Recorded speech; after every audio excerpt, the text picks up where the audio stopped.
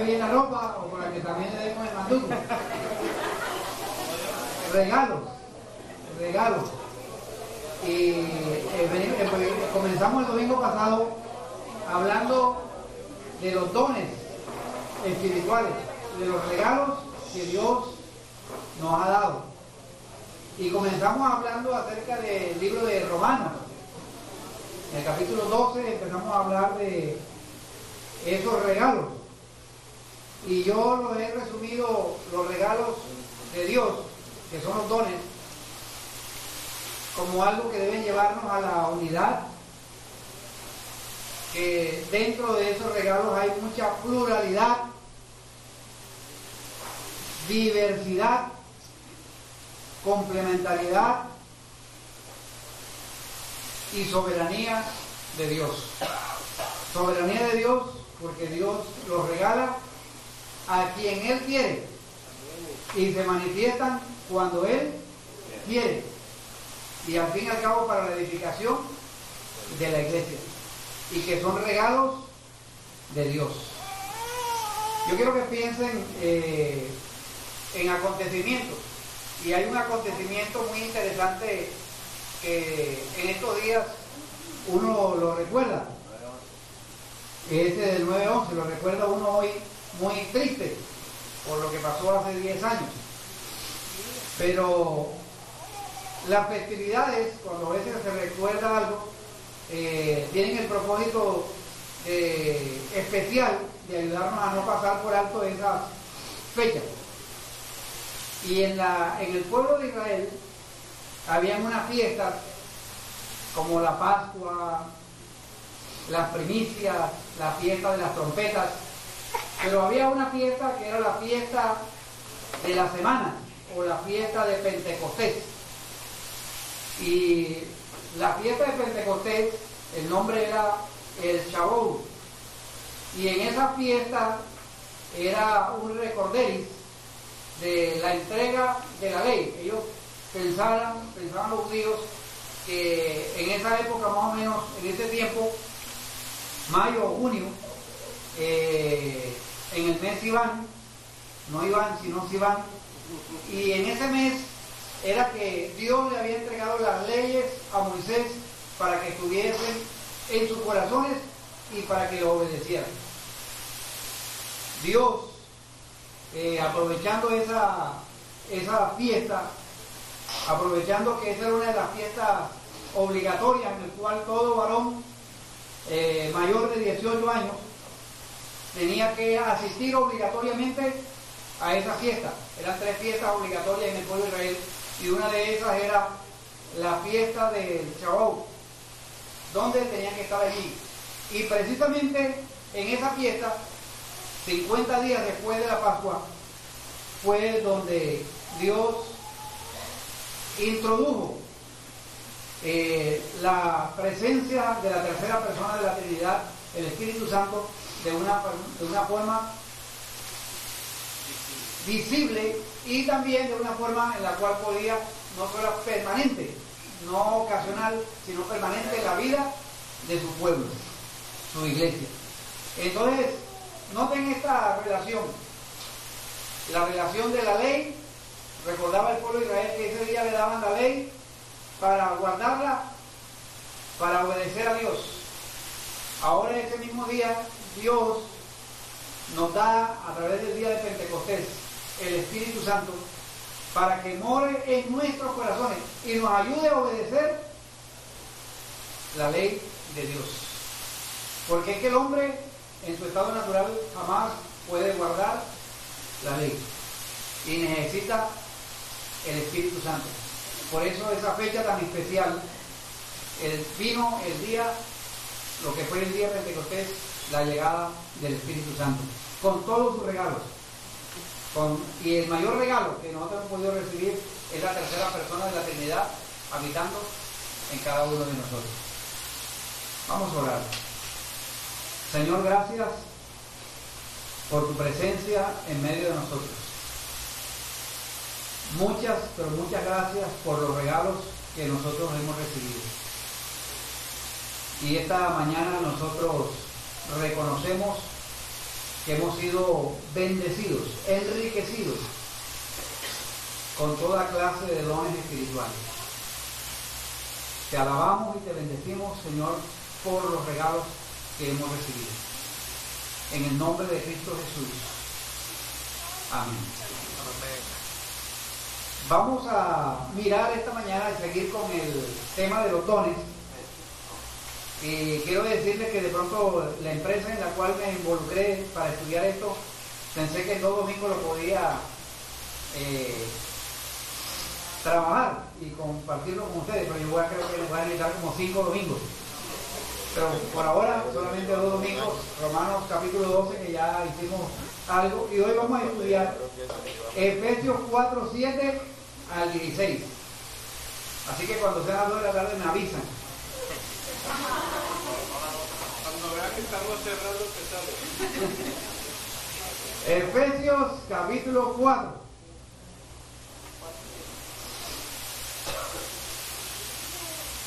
Versículos 7 al 16. Y hablando de regalos, yo recibí un regalo en esta semana en la presentación de una Biblia. Una Biblia fui invitado a una presentación de alguien que papá asistió a la iglesia del Paraíso y a Coñonía cuando comenzó la iglesia. Una hermana que es escritora, Rebeca Fejebre, vino a presentar una Biblia que se llama La Nueva Traducción Viviente. Y como estoy estrenando, te voy a leer ahí, en esta Nueva Traducción Viviente, capítulo 4 de Efesios, versículos 7 al 16. Dice así: no obstante, Él nos ha dado a cada uno de nosotros un don especial mediante la generosidad de Cristo. Por eso las Escrituras dicen: cuando ascendió a las alturas, se llevó una multitud de cautivos y dio dones a su pueblo. Fíjense que dice ascendió. Sin duda, eso significa que Cristo también descendió a este mundo inferior. Y el que descendió es el mismo que ascendió por encima de todos los cielos, a fin de llenar la totalidad del universo con su presencia.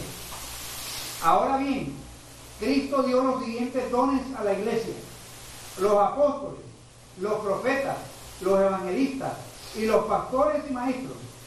Ellos tienen la responsabilidad de preparar al pueblo de Dios para que lleve a cabo la obra de Dios y edifique la iglesia, es decir, el cuerpo de Cristo.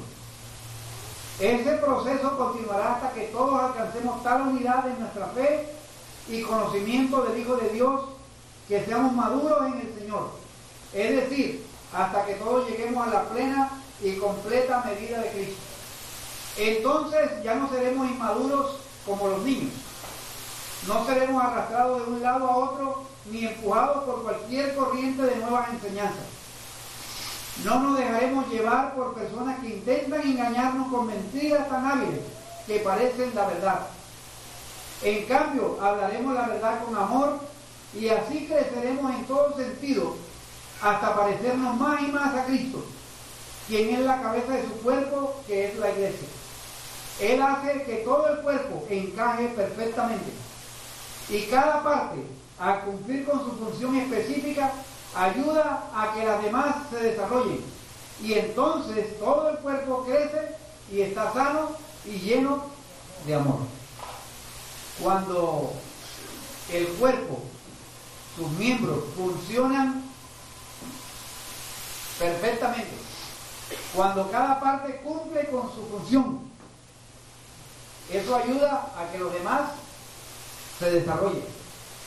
Y entonces todo el cuerpo crece y está sano y lleno de amor. Y eso es lo que realmente Dios quiere. Que cada uno, con lo que Dios le ha dado, lo ponga al servicio de Dios. Efesios capítulo 4, específicamente el libro de Efesios, parece ser, o pudo haber sido, una carta circular dirigida a varias iglesias, probablemente en la misma ciudad o en la misma región. Es probable que ya en Efesios, para los tiempos en que escribió Pablo, ya habían varias iglesias caseras. Y por ejemplo, sabemos en Romanos que el ejemplo de Aquila y Priscila, que tenían una iglesia en su casa cuando vivían en Roma. Y también probablemente la tuvieron cuando ellos se mudaron a Éfeso, porque Aquila y Priscila vivieron en Éfeso. Así que cuando uno lee Efesios y lee desde el capítulo 4, del versículo 1, uno se da cuenta que Pablo está abordando un tema que es el tema primero de la unidad, tanto entre o como dentro de las iglesias. Y ese es un concepto muy claro en las epístolas paulinas. No solamente que debemos evidenciar unidad entre la iglesia, sino dentro de las iglesias debe haber unidad. Así que la preocupación de Pablo es la misma preocupación que tenemos hoy en día. La necesidad de buenas interrelaciones o buenas relaciones entre nosotros, pero también buenas relaciones con las otras iglesias que predican la sana doctrina. Y hay muchos términos hoy en día para hablar de las relaciones entre las iglesias. Se habla de asociaciones, se habla de federaciones, se habla de comunión abierta, se habla de intercomunión, se habla de comunión completa, se habla de unión orgánica. Entonces, hay diferentes manifestaciones y expresiones, pero uno nota que hay diferentes formas o formas, y las formas pueden variar. Lo que debe seguir, y a la luz de Efesios 4, versículo 3, que dice: solícitos en guardar la unidad del Espíritu. Pueden haber iglesias, asociaciones, federaciones, y pueden haber diferentes formas de hacer la obra de Dios, pero Dios quiere que haya unidad, que se exprese unidad dentro de la iglesia y con otras iglesias. Ahora, esa unidad debe hacerse siempre sin sacrificar la verdad. Hay algunos que dicen: no, la verdad se puede sacrificar en aras de la unidad. Pero Pablo, vamos a ver que habla mucho acerca de la verdad en amor. Entonces la unidad surge primeramente a la luz de Efesios. Estoy dándole el contexto para entender el versículo 7 en adelante. La unidad cristiana surge primero de que tenemos un Padre, que es Padre de todos, el cual es sobre todos y por todos y en todos. También surge de que tenemos un Salvador, que ese Salvador es Señor, que derramó su sangre, no solamente sobre nosotros, sino sobre todos los que han creído en el Señor Jesucristo, en cualquier lugar donde lo invoquen. También, no solamente tenemos un Padre, un Salvador, un Hijo, sino también tenemos al Espíritu de Dios que mora en cada uno de nosotros. Así que no podemos fomentar la unidad de Dios si negamos la doctrina de la Trinidad. No podemos hablar de unidad si no tenemos a nuestro Señor Jesucristo como nuestro común Salvador. En Venezuela yo participé en una iglesia, y la iglesia se llamaba la Iglesia Pentecostal Emaús de los Eucaliptos. Allá yo me congregaba en esa iglesia en Caracas, y fuimos invitados a participar en un movimiento ecuménico, a salir una marcha por toda Caracas para hablar acerca de la unidad. Pero mientras íbamos, empezaron a cantar coros, y el pastor se dio cuenta de los cantos que estaban entonando, y uno de los cantos decía: no importa a la iglesia que tú vayas, no importa, y entonces le agregaban ahí: no le importa a la religión a la que tú pertenezcas, con tal de que hayas pasado detrás de la cruz. Le habían cambiado la letra. El pastor, en la medida que íbamos marchando, nos fue sacando iba a su rebaño y cuando marchó, cuando la marcha iba como por 4 o 5 cuadras que nos sacó, digo, esto no, porque aquí se está sacrificando la verdad. Él era bastante radical y dijo, aquí no vamos en este asunto, porque eso no fue lo que nos dijeron. Nos dijeron una cosa y están practicando otra cosa diferente. Entonces, no se puede sacrificar la verdad en aras de la unidad. La unidad debe ir amarrada a la verdad. Y para eso Pablo dice, solícitos en guardar la unidad. Y habla del Padre, habla del Hijo y habla del Espíritu Santo. Entonces, una realidad es que Dios, en medio de la unidad de la iglesia, la ha enriquecido por la diversidad. Diversidad de dones. Noten el versículo 6 de Efesios 4. Un Dios y Padre de todos, el cual es sobre todos y por todos y en todos. Entonces noten el contraste entre todos y en todos y por todos. Y luego, en el versículo 7, pero a cada uno de nosotros. O sea, pasa de todos al cada uno.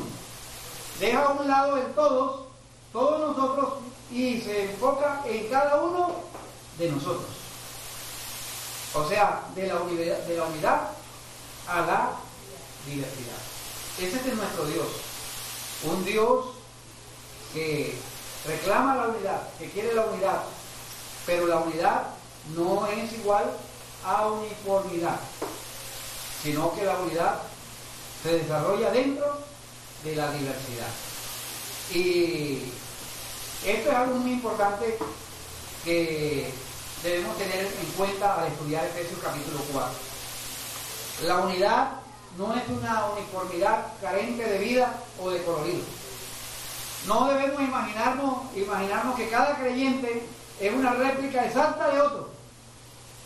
Nosotros los cristianos no hemos sido producidos en serie o en masa. No es que hay una fábrica celestial donde por ahí van saliendo los cristianos y todos son igualiticos. Un molde y ahí vamos saliendo. No, Dios, lejos de darnos ese aburrimiento monótono, una de las cosas que tiene la iglesia de Jesucristo es la diversidad. Y eso la hace atractiva. Si no, usted lea Hechos capítulo 13, donde encuentra que había ya en la iglesia de Antioquía, había uno que era de la corte de Herodes, otro que era Pablo, había hasta uno que era Níger, de Cirene, que era de color negro. O sea, había una variedad, no solamente espiritual, sino cultural, y había una diversidad aún de raza y de colores.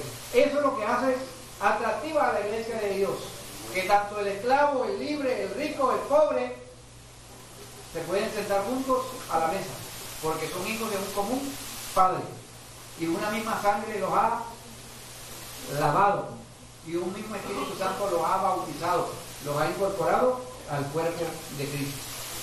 Entonces, el tema importante, aunque no es el tema de la cultura, de los temperamentos, de las personalidades diferentes, lo que sí Pablo está diciendo es que por los dones diferentes que Cristo distribuyó, nuestra vida en común se enriquece.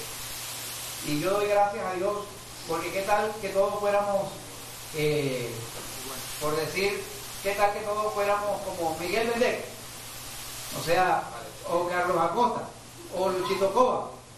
Cada uno es cada uno, ¿verdad? Y cada uno tiene su estilo, cada uno tiene su forma. Pero es Dios los ha puesto en la iglesia. Por ejemplo, tenemos 2 Carlos Acosta, pero no son igualitos.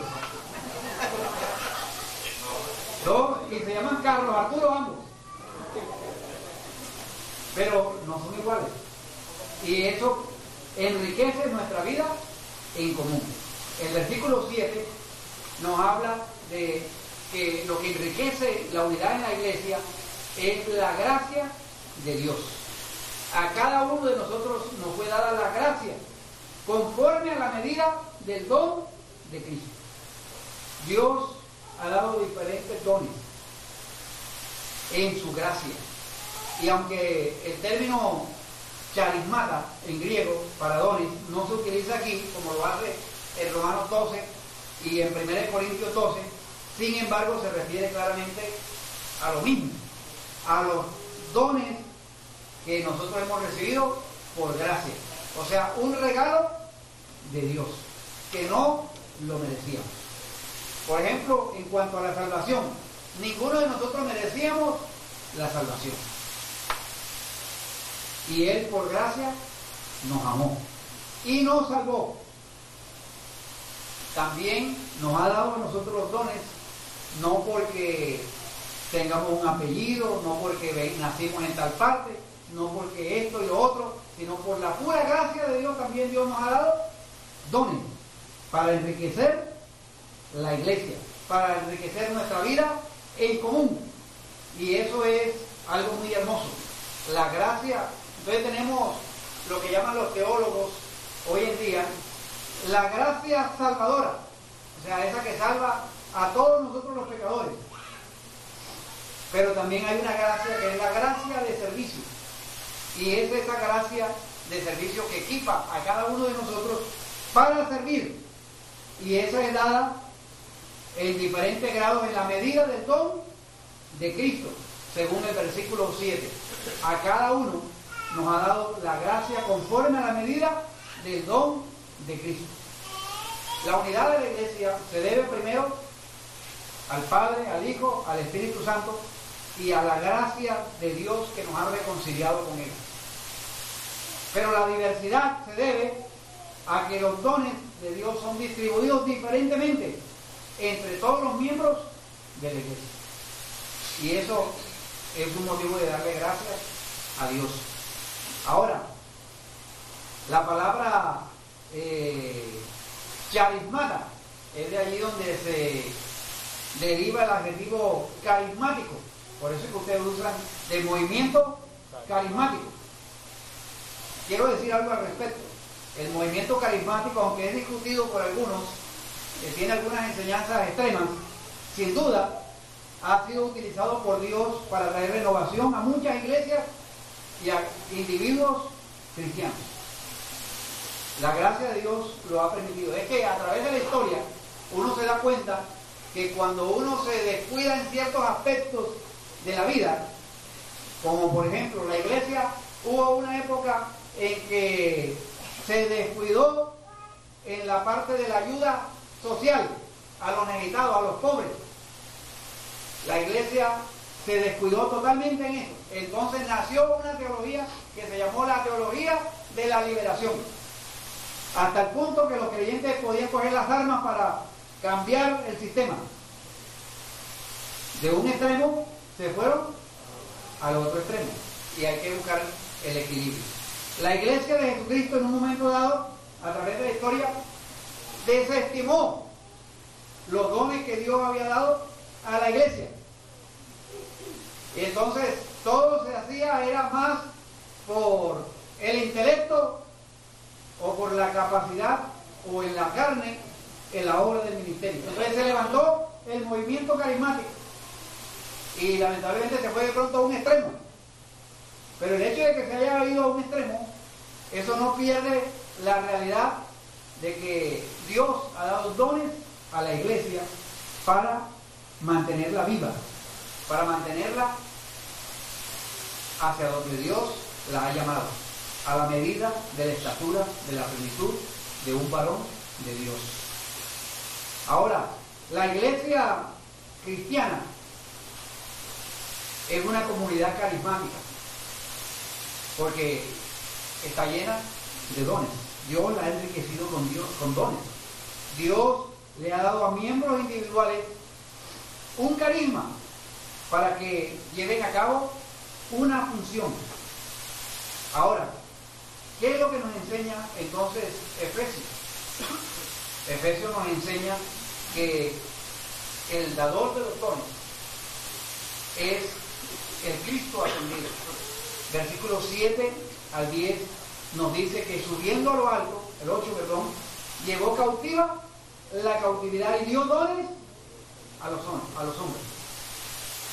De acuerdo con el versículo 7, cada don es un don de Cristo. Es interesante que aquí no habla de los dones como si fueran del Espíritu Santo, pero aquí el Padre, el Hijo y el Espíritu Santo trabajan en unidad. Aquí habla del don de Cristo que ha dado a su iglesia.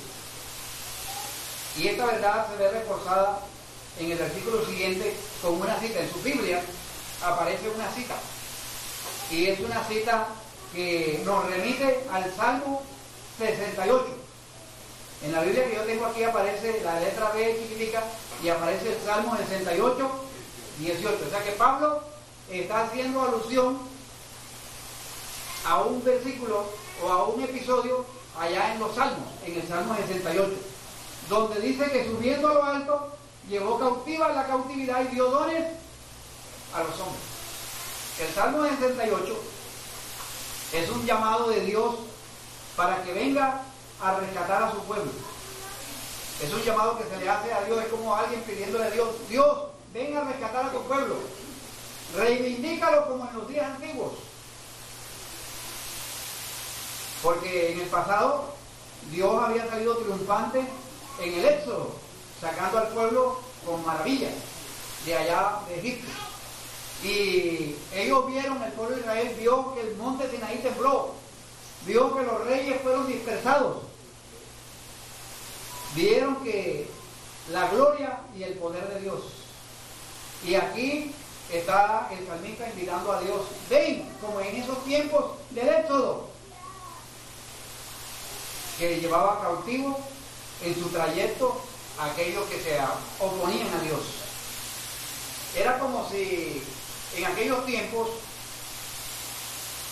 los reyes, cuando obtenían una victoria, no solamente obtenían la victoria, sino que traían a los reyes derrotados, traían el botín y hacían una procesión por todo el pueblo, por la calle principal, donde traían a los reyes amarrados y traían a todos los cautivos y traían todo el botín para hacerlo visible ante la gente de que sí habían sido derrotados. No es como hoy en día, que no, que a fulano de tal lo cogieron y lo mataron y lo tiraron al mar, que no se sabe si está vivo o no.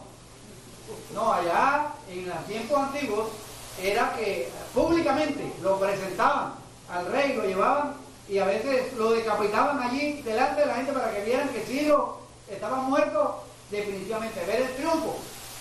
Ahora, esa marcha triunfal de Dios hacia su capital es la que está invocando el Salmo 68. Pablo toma esa ilustración y la asocia con la ascensión de Cristo. No lo hace en una forma arbitraria, porque dice: y eso de que subió, que es, sino que también había descendido primero a las partes más bajas de la tierra. Pablo vio en la ascensión de Cristo el cumplimiento del triunfo de Dios. No solamente en la muerte, sino que cuando Cristo fue ascendido, allí hay una descripción del triunfo de Dios. Y noten que la Biblia en Colosenses habla que a través de la muerte y de la ascensión de Cristo, los poderes de las tinieblas fueron ¿qué? Derrotados. Fueron los principados, las potestades, fueron vencidos, fueron destronados, fueron desarmados. Y esto también lo habla en Efesios capítulo 1, versículos 20 y 22. Dice: la cual operó en Cristo, resucitando de los muertos y sentándole a su diestra en los lugares celestiales, sobre todo principado y autoridad y poder y señorío, y sobre todo nombre que se nombra no solo en este siglo, sino también en el venidero. Está hablando, haciendo alusión al poder de Dios, al Cristo ascendido, que está ahora a la diestra de Dios, que derrotó a Satanás, que derrotó a los principados, que derrotó a las potestades. Entonces, no solamente es una victoria allá en los lugares espirituales, sino que también es una victoria que tiene cada creyente. Y en esa victoria, esos talentos, esos dones que Satanás había robado, el Señor los ha recuperado y los ha dado a su iglesia para la edificación del cuerpo de Cristo. Ahora, los estudiosos de la Biblia encuentran que hay un problema textual en el Salmo 68, 18, porque dice el Salmo, dice: subiste a lo alto, cautivaste la cautividad y tomaste dones. Mientras que la cita de Pablo dio dones a los hombres. O sea, no habla en esa parte del ascenso de Cristo como lo menciona el Salmo, pero es que le está refiriéndose y haciendo un nexo entre lo que ya dice y no repite lo que ya dice, sino que cita textualmente lo que pasó. Entonces, para algunos eso, algunos lo llaman problema textual, pero no hay necesidad de ponernos ahora aquí a discutir si no es textual o no es textual, o si aparece en la versión siriaca o si en la versión aramea.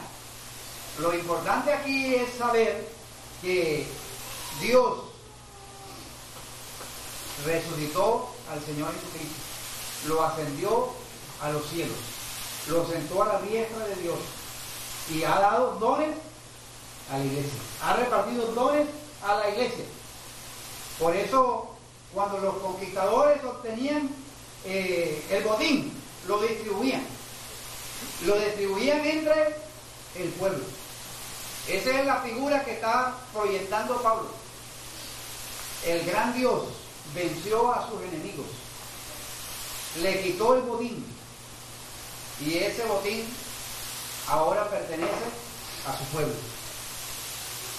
Por eso las capacidades y los dones que Dios nos ha dado no son para ponerlos al servicio del diablo, sino para ponerlos al servicio de Dios, porque Dios nos rescató, Dios venció al enemigo, Dios venció todos los poderes de las tinieblas y nos ha dado a nosotros recursos para hacer la obra de Dios. Lo triste es que a veces los dones y los talentos que Dios nos ha dado, en vez de ponerlos al servicio de Dios y de la iglesia, los ponemos al servicio de otras fuentes que no son Dios. Y es triste, porque la razón de lo que hizo Cristo en su muerte, resurrección y ascensión es para lograr victoria y para darnos a nosotros dones. Por eso el que descendió es el mismo que también subió por encima de todo, dice el versículo 10, para llenarlo todo. Y Él tiene la prerrogativa, y Él mismo constituyó, Él ha dado, Él ese día de Pentecostés. Noten que Jesús escoge deliberadamente. Esperen que dentro de pocos días ustedes van a recibir la promesa del Padre. Y exactamente el día que llega el Espíritu Santo es el día. ¿Cómo fue que le dije yo que se llamaba ese día? El Shabbat. La fiesta de la semana, o más tarde fiesta de Pentecostés. 50 días después de la Pascua. Deliberadamente ese día llega el regalo principal. Es un regalo con regalos. El Espíritu Santo viene con una diversidad de dones. El pueblo ese día celebraba. Ese día, en la cultura judía, ese día a los niños que aprendían versículos los premiaban, le daban regalos. Era toda una celebración especial el día de Pentecostés, donde le daban regalos. O sea, Cristo asoció todo eso y Dios en su sabiduría nos ha premiado, nos ha regalado a nosotros sin haber hecho nada, porque ha sido por gracia, sin merecerlo. Así que usted y yo podemos darle la gloria a Dios, porque ahora Dios ha escrito su ley en nuestros corazones a través del Espíritu Santo para que le obedezcamos. Por eso el día de Pentecostés Pedro dijo, capítulo 2, versículo 33 del libro de los Hechos: así que, exaltado por la diestra de Dios y habiendo recibido del Padre la promesa del Espíritu Santo, ha derramado esto que vosotros veis y oís. ha derramado esto que vosotros veis y oís. Ese día de Pentecostés fue el inicio de ese mostrario de los dones de Dios que Él había recibido del Padre. Él recibió del Padre y lo ha dado a cada uno de nosotros. Cristo ha dado su Espíritu a la iglesia. No podemos seguir haciendo la obra de Dios en nuestras propias fuerzas. No podemos seguir haciendo la obra de Dios en nuestras capacidades. Debemos hacerlo en el poder y en las dones que Dios nos ha dado para la iglesia. Por eso estamos llenos nosotros de virtudes, estamos llenos nosotros de dones que Dios nos ha dado. Y Él comienza hablando, y Él mismo constituyó, ese que lo llenó todo, ese que está por encima de todo, ese mismo constituyó. Fue idea de Él constituir a apóstoles, profetas, evangelistas, pastores y maestros. Es el Cristo ascendido, exaltado, el que llena el universo, que derrama dones, que son dones, podemos decir, no dones del Espíritu, sino dones de la Trinidad. Porque la experiencia del Espíritu Santo está asociada con el Padre y con el Hijo. Es interesante que en Romanos 12 habla de los dones de Dios Padre. Efesios habla de los dones de Cristo. Y 1 Corintios habla de los dones del Espíritu Santo. Y no es que son unos dones aquí, otros dones allá. Es que ellos trabajan en equipo. Trabajan juntos y están comprometidos en el bien de la iglesia. Este es un equipo que trabaja perfectamente en pro de su iglesia, para sacar adelante su iglesia. Ahora, hay diversidad de dones, dice la Biblia en 1 Corintios 12:4. Pero el Espíritu es el mismo, pero Dios es el mismo, pero Jesucristo es el mismo. A veces hay una visión muy limitada de lo que son los dones. Y solamente nos hablan de los 9 dones del Espíritu. Posiblemente haciendo un paralelo entre los 9 variedades del fruto del Espíritu Santo. A otros parecen estar preocupados, tan obsesionados y solamente piensan en 3. Piensan en el don de lenguas, en el don de profecías y sanidad. Sin embargo, las 5 listas, hay 5 listas en el Nuevo Testamento y entre todas hay por lo menos 20 dones diferentes. Algunos de los cuales son un poco no tan sensacionales, como el de hacer misericordia. Pero cada lista contiene el deseo de Dios, enriquecer a su iglesia.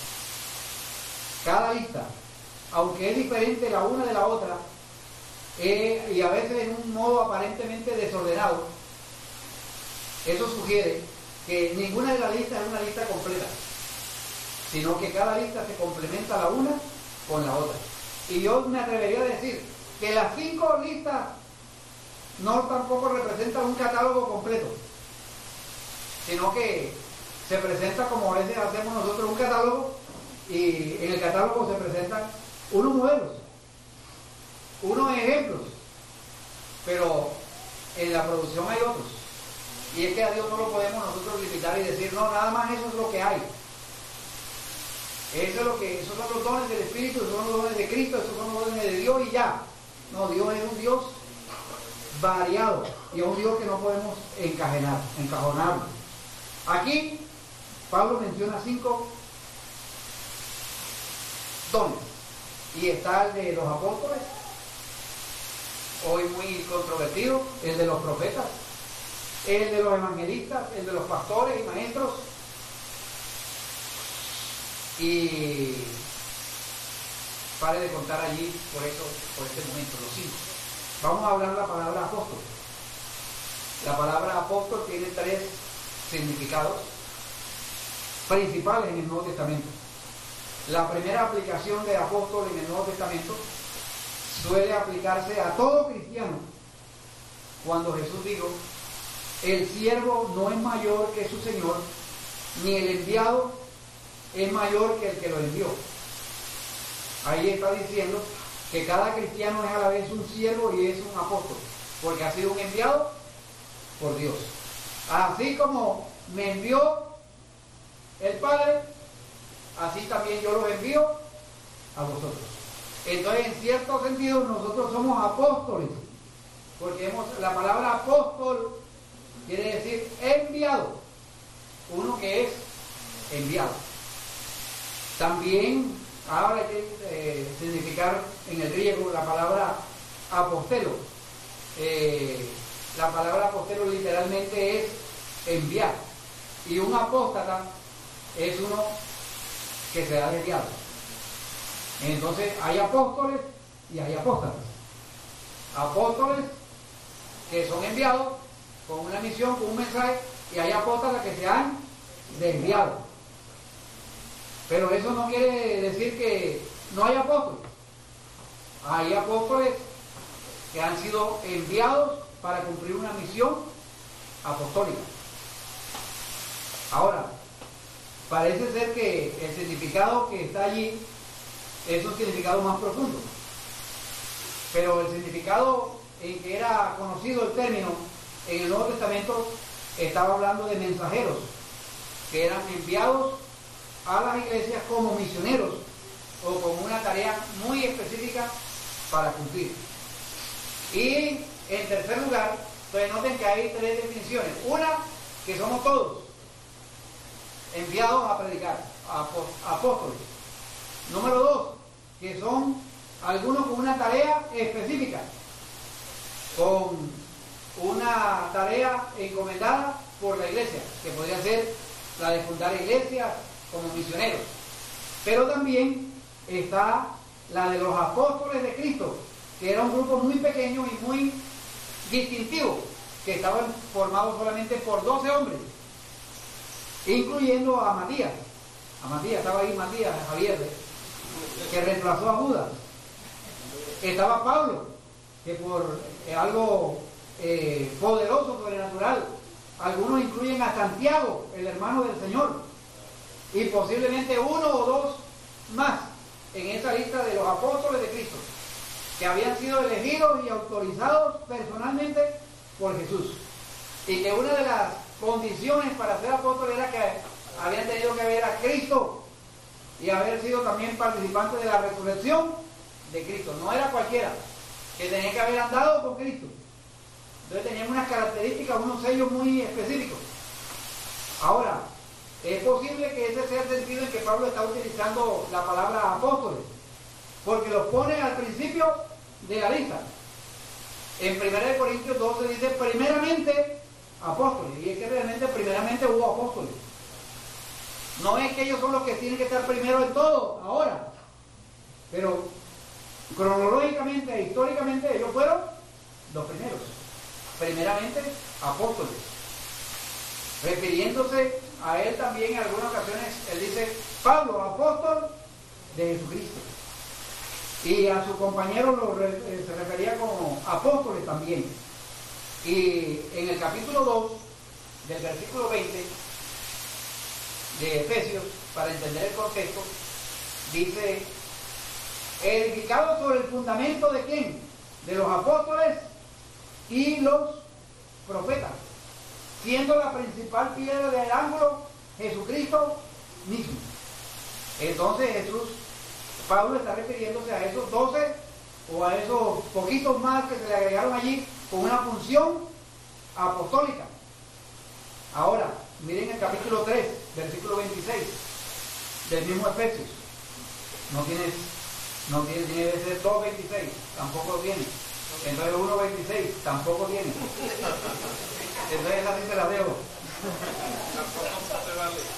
Lo importante que quería resaltar es que la iglesia siempre ha establecido un fundamento, y ese fundamento inicialmente fueron los apóstoles y los profetas. Ahora, Hoy en día se han levantado apóstoles que quieren tener la misma autoridad que tuvieron nuestros primeros apóstoles, que según ellos tienen toda la autoridad para comisionar a otros apóstoles, tienen la autoridad para otorgar dones que van acompañados de ciertas señales y ciertos milagros, y todo se centra en la vida del apóstol, y él va dando una sucesión apostólica y va creando. Entonces miren, todo esto también llega de un extremo al otro. ¿Cuál ha sido el extremo? Nosotros venimos de un trasfondo en el cual la historia de la iglesia cristiana a través de años y años ha venido en que hubo un poder, el poder clerical, el poder en el Papa, los cardenales, los obispos, y toda la autoridad estaba centrada allí. Nadie podía opinar, nadie podía leer la Biblia directamente, porque santos maestros, santos padres tienen la Santa Iglesia. A ellos acudir, que tenían la Santa Unción. Se levantó, entonces vino la Reforma, y la Reforma de Martín Lutero nos lleva a un principio muy fundamental: el sacerdocio de todos los creyentes. Todos los creyentes tienen acceso a Dios. Todos los creyentes pueden servir y ministrar a Dios.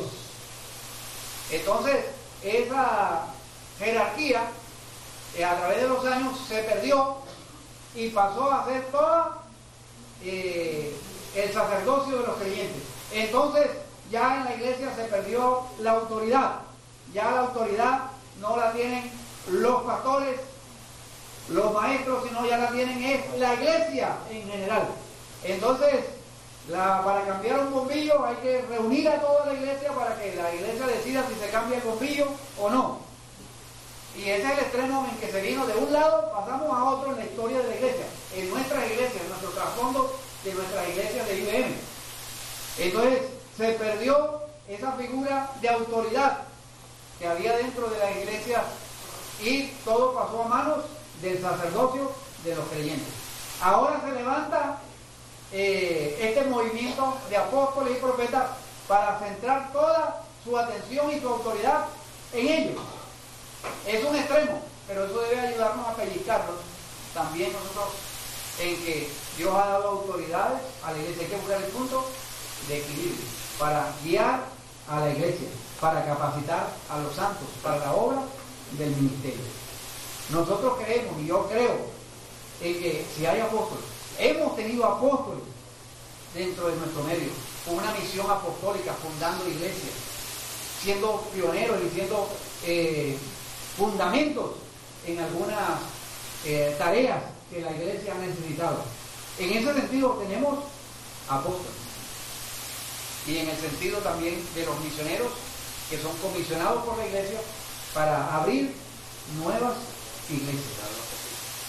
Dios es un Dios que reparte dones, y gracias a Dios que Dios dio al comienzo de la historia apóstoles, dio profetas para anunciar los oráculos de Dios, profetas para anunciar y producir en los creyentes convicción de pecado, hasta el punto que cuando en 1 Corintios, que lo vamos a ver más adelante, no hoy sino en otra ocasión, cuando entraban los oyentes y los profetas hablaban, anunciaban la palabra de Dios, los incrédulos confesaban sus pecados, se arrepentían, daban testimonio y daban a los creyentes, los profetas, también edificación, exhortación y consolación. Esa es la función del profeta. Hoy en día necesitamos el don profético, necesitamos gente que no que vaya a darnos nuevas revelaciones de la palabra de Dios, porque ya están aquí. El fundamento ya está puesto, y el que edifica, mire cómo edifica. Y tenemos la palabra profética más segura, que es esta es la más segura. Pero necesitamos hoy hombres como Juan el Bautista, que puedan denunciar el pecado aún a costa de su propia vida, de su propia cabeza. Eso lo llamo yo un profeta, que le está anunciando a Herodes la relación ilícita en la que estaba. Y le costó la vida. Hombres que en una situación contemporánea hacen una exposición acertada de la realidad, hacen una aplicación pertinente de la palabra de Dios. Necesitamos esa clase de profetas hoy en día. Esa clase de profetas que hablan la palabra de Dios, que confrontan el pecado, que consuelan, que exhortan, que animan. Gracias a Dios por el Nuevo Testamento, gracias a Dios por el Antiguo Testamento. Pero necesitamos hombres de Dios que nos hagan relevante y pertinente esta palabra de Dios, que con la autoridad de Dios nos guíen, nos enseñen. Ahora, hoy en día hay mucha gente que está buscando declaraciones proféticas y hacen romerías y hacen donde hay ciertas personas que tienen el don de profecía, y yo lo llamo a eso hechicería, porque van allá a consultar allá que si voy a conseguir trabajo, que si me va a ir bien en el amor, que esto por aquí por allá. En el centro hay algunos allá que están pacte con Dios y dé una ofrenda a Dios para que su marido que se fue regrese. Eso es brujería, eso es, o sea, están cambiando el mismo término que usan los brujos y la profesión, ya se están usando y se están metiendo dentro del concepto de la iglesia. Hay que tener cuidado. Yo creo que Dios puede darnos profetas que tienen mensajes de un valor local, limitado a una congregación particular, pero que debe ser probada su profecía a la luz de la Escritura. Nosotros como iglesia creemos eso, que se puede dar la profecía, pero debe ser probada cuidadosamente a la luz de las Escrituras, y también en relación con el carácter del que da la profecía, porque hay que ver no solamente lo que dice, sino cómo vive lo que hace.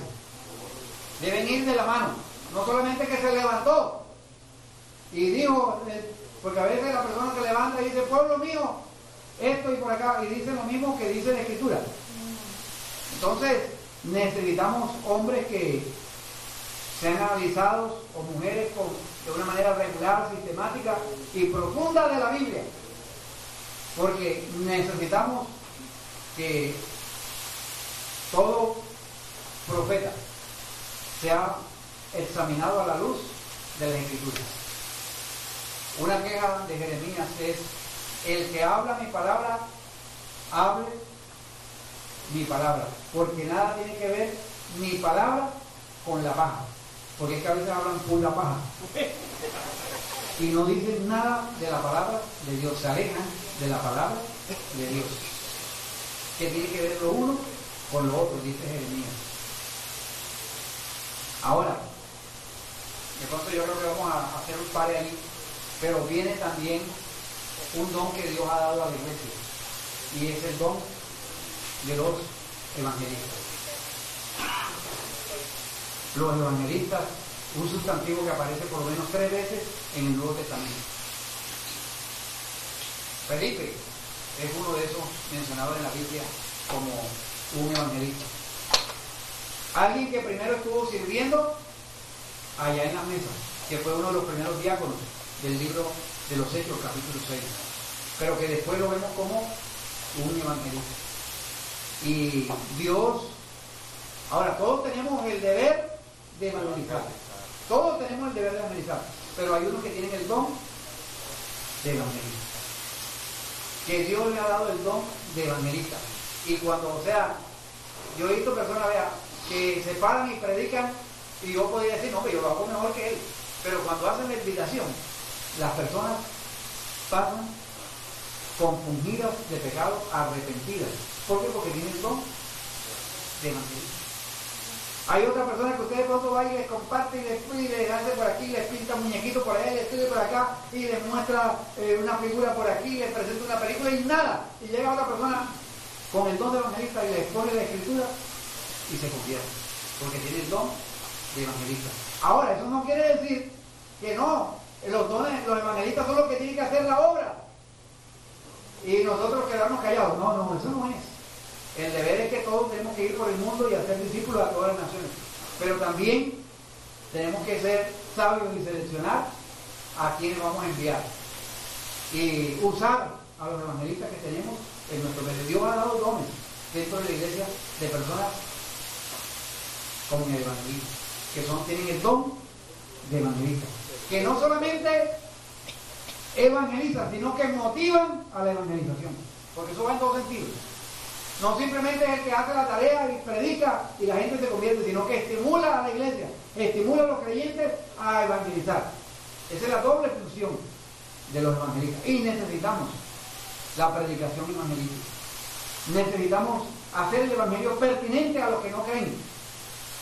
Hay personas que nosotros tenemos un reconocimiento mundial, como Billy Graham, Luis Palau, Alberto Motesi, que probablemente lo vamos a tener para ayudar el año entrante, en la celebración de los 70 años de la IBM. Hombre, Alberto Motesi, que son un hombre que Dios ha usado a través de los años en la predicación evangelística, y las personas se convierten a Cristo por su predicación. Los necesitamos. Necesitamos evangelistas, no solamente en la predicación y la evangelización, sino también en la evangelización fílmica, en la radio.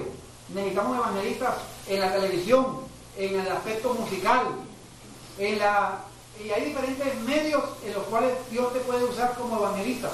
A veces nosotros hemos encasillado al evangelista solamente en un púlpito, pero hay personas que Dios está levantando evangelistas en estos días, en producir películas con un fin y un objetivo de alcanzar a los perdidos para Cristo. Eso también es una visión evangelística. No limitemos el don solamente a la parte del púlpito, sino es que Dios es tan variado. Nosotros a veces encasillamos los dones que Dios nos ha dado y los restringimos, sino que Dios los ha dado para bendición de la iglesia.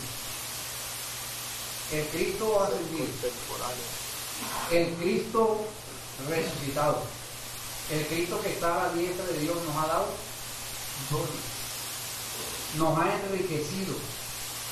Y la pregunta que yo he venido desarrollando y pensando durante estos días: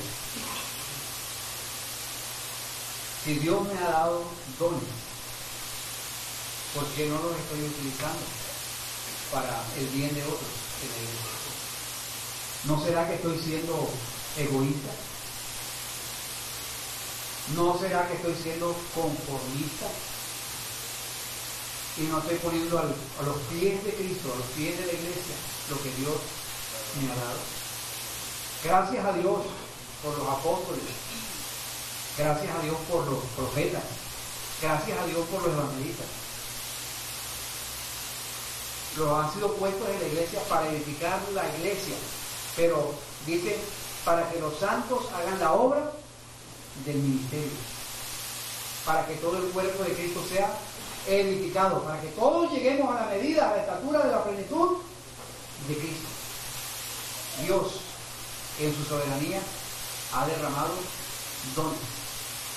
Y como la pregunta que uno se hace, bueno, ¿cómo puedo yo saber si yo tengo el don de la misericordia, o si yo tengo el don de profeta, o si yo tengo el don de sanidad, o si yo tengo esto? Yo creo que muchos de los aspectos tienen que ver evaluando primero mi vida, mi relación con Dios.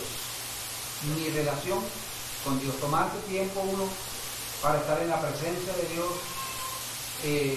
ponerse en buena relación con Dios y disponerse uno a poner en práctica y servir a Dios. Hay que buscar espacio para uno ministrar, y en la medida que uno está ministrando y sirviendo, usted va a descubrir cuáles son sus dones. Les comento lo que me pasó con el hermano Gallo, el hermano Alonso. Le decíamos Gallo cariñosamente, un profesor en el seminario. Él era profesor, pero a la vez era compañero de estudio de nosotros, por eso le decíamos Gallo, por algo que encontramos en la Biblia una vez, y él en griego hizo toda una exposición en griego acerca del término del hermano Gallo, que está en las epístolas generales. él, como estudiante, a la vez también tenía que hacer lo que nosotros hacíamos los fines de semana, visitar las iglesias y hacer una obra que se llamaba la obra práctica.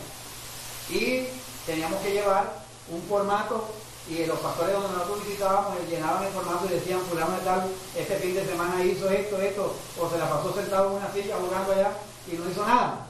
Entonces él rendía un informe, y los lunes, antes de comenzar las clases, había un tiempo donde cada quien informaba, y el hermano Gallo informó y dijo: hermano, yo este fin de semana estuve en Manizales visitando la iglesia de la Alianza allá, y hubo necesidad de visitar varios enfermos, y gracias a Dios yo pude visitarlos, visité a 3, oré por ellos. Lamentablemente todos 3 murieron, pero cuando él estaba narrando ese testimonio, yo le dije a Darly, que era mi compañera de cuarto: Darly, si yo estoy enfermo, por favor, el hermano Gallo no venga a orar. el hermano Gallo no venga a orar por mí. Entonces, si usted está ejerciendo el ministerio y otros ven, o sea, que lo que usted está haciendo, o sea, no es el ministerio suyo, o sea, esa es una manera de ir evaluando los dones que Dios le ha dado. Si usted es uno de esos que ora y los pacientes usted no tiene el don de sanidad. El don de sanidad. Pero cada uno de nosotros podemos poner en práctica, podemos preguntarnos: ¿dónde estoy viendo frutos en mi vida ministerial? ¿Dónde estoy viendo frutos en mi vida ministerial? ¿Qué piensan otros hermanos que me conocen, que pueden afirmarme en los dones que yo tengo? Que pueden decirme: mira, mi hermano, o sea, tú tienes el don de maestro. Pero si tú no enseñas, si tú no pones en práctica la enseñanza que posiblemente Dios te ha dado, pero lo vas a descubrir en la práctica, en cualquier obra del ministerio. Si hay que hacer una evangelización, si hay que hacer algo, o sea, involúcrate en las cosas de Dios. Y en la medida que tú estés involucrado en las cosas de Dios, tú vas a descubrir y a potencializar lo que Dios te ha dado. A veces estamos en el lugar equivocado. A veces estamos desarrollando ministerios para el cual no hemos sido llamados. Lo que hacía la iglesia en el pasado, y lo sigue haciendo hoy, que cuando envían a alguien es una confirmación de que esa persona se ha capacitado, tiene los dones para poder ejercer tal o cual ministerio. Dios ha derramado dones dentro de la iglesia, y esos dones son para enriquecernos, y Dios quiere definitivamente que pongamos al servicio de Dios nuestros dones. Hemos hablado de algunos, vamos a seguir hablando en otros domingos más adelante, pero Dios ha puesto al servicio de la iglesia dones que están derramados en cada uno de nosotros. Usted puede imaginar todos nosotros poniendo al servicio de Dios los talentos y los dones que Dios nos ha dado. O sea, no habría pared aquí, no hay el poder que tiene la unidad y el poder que tiene la diversidad de los dones, pero puestos al servicio de Dios. Dios te ha dado, cada uno de nosotros ha recibido, y yo quiero que ustedes lo recuerden esta mañana. No está preparado, pero yo le voy a pedir a Chachi que pase acá adelante y vamos a cantar un versículo en 1 de Pedro 4, 10 y 11 que resume el deseo de Dios para cada uno de nosotros. Lo vamos a cantar hoy aquí para aprenderlo. Yo creo que lo hemos cantado en alguna ocasión. Cada uno, según el don que ha recibido, ministrelo a los otros como buenos administradores de la gracia de Dios. Buenos administradores. Y un buen administrador es alguien que le han encomendado algo y lo pone al servicio de quien se lo dio, de Dios. Cada uno según el don que ha recibido. Lo hace rentable. Si alguno habla, si alguno es profeta, hable conforme a las palabras de Dios. Si alguno es evangelista, ministre conforme al poder que Dios da, para que al fin y al cabo Dios sea glorificado. Colóquese de pie. Y está literalmente 1 de Pedro capítulo 4, versículos 10 y 11. Y si no, en la carta usted va a YouTube y allí va a encontrar 1 de Pedro 4, 10 y 11, casi cantando. Ahí está.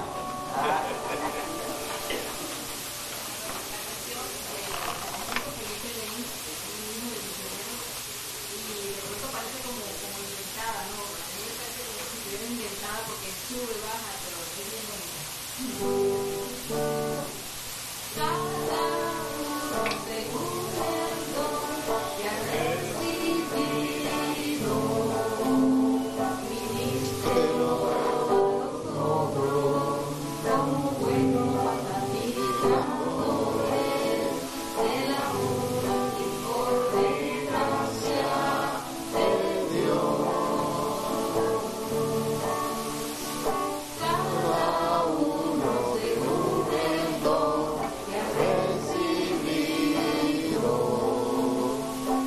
ministro a nosotros, como buenos administradores del amor y por desgracia de Dios.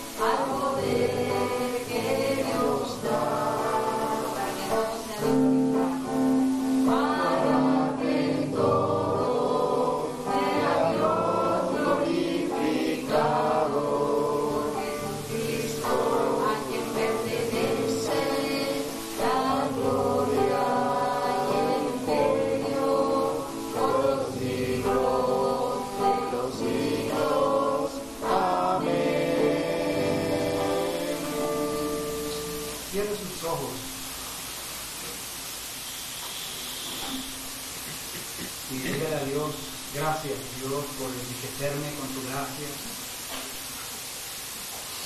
Señor, gracias porque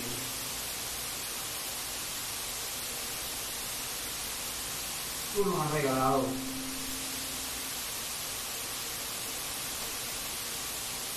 dones para la edificación de tu cuerpo, Señor. Esta mañana te pedimos perdón porque quizás muchas veces hemos ministrado en nuestra propia fuerza, en nuestra propia habilidad, en nuestra experiencia. Pero esta mañana nosotros decidimos ministrar en el poder tuyo, Señor. Que los ministerios, los dones que tú has dado a la Iglesia Bíblica Koinonia sean puestos, Señor, al servicio en el poder tuyo, Señor. Y que cuando hablemos, que cuando ministremos, lo hagamos basado en tus palabras y en el poder del Espíritu Santo. Señor, gracias por los profetas, gracias por los evangelistas, gracias por los pastores, por los maestros. Gracias, Señor, por los que tienen el don de la misericordia. Gracias, Señor, porque tú has nutrido a tu iglesia con una variedad de tu gracia, Señor. Señor, perdónanos cuando muchas veces, por los extremos en que hemos visto en otros, hemos cerrado, Señor, las puertas a la manifestación de tu poder en medio nuestro. Señor, queremos centrarnos en tu palabra y queremos, Señor, que en medio de tu iglesia tú uses todo ese potencial que tú has derramado aquí entre nosotros, Señor. Padre, que muchas, pero muchas personas que no te conocen sean alcanzadas a través del ministerio y el ejercicio de nuestros dones. Que las personas en nuestra iglesia que necesitan consolación, afirmación, sean también alentadas, animadas por los profetas, por los maestros. Que tu iglesia también reciba, Señor, a través de lo que tú les has dado el don de sanidad, puedan recibir sanidad de sus cuerpos en el poder del Espíritu Santo, Señor. Padre, gracias. Gracias por darnos tanto, Señor.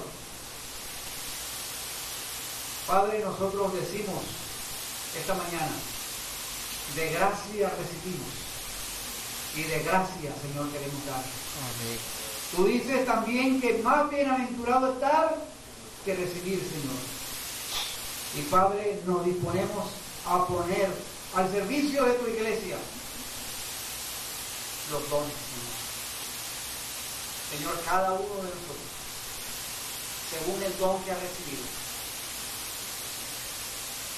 estamos llamados a ministrarlos, a usarlos conforme a la gracia que nos ha sido dada. Gracias, Señor, por la mentira que hoy nosotros confrontamos. Confrontamos la mentira de que no podemos ejercer los dones porque no somos capaces, o porque no tenemos el entrenamiento, porque no tenemos capacidades. Señor, tú has dado a tu iglesia los dones para ponerlos en práctica en nuestra vida de iglesia, Señor. Padre, hoy nosotros que hemos recibido de ti dones y regalos, tú que subiste a lo alto y llevaste cautiva la cautividad, tú que derrotaste a los principados, a las potestades, hoy esos dones que tú has ganado, has recuperado del mundo, del enemigo, nos los has entregado a nosotros, Señor.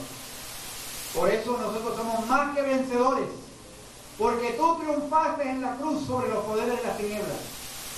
Y no solamente eso que triunfaste, sino que has dado poder a tu iglesia a través de los dones, para vivir, para estar animados, para poder consolar a otros, para poder romper las yuntas, los yugos de opresión de hombres y mujeres que están atados al pecado, y que solamente en el poder del Espíritu Santo se pueden romper, para gloria y honra tuya, Señor.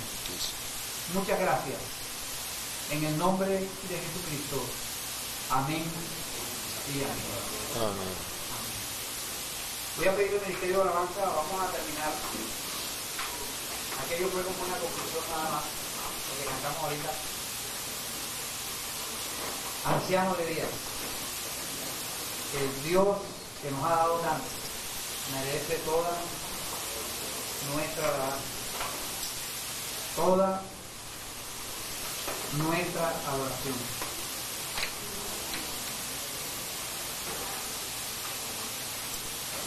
El Dios grande y maravilloso, el Dios que nos ha dicho esta mañana, usa lo que te he dado, pon al servicio de los demás los dones, los talentos, los ministerios. Porque yo tengo un gran pueblo,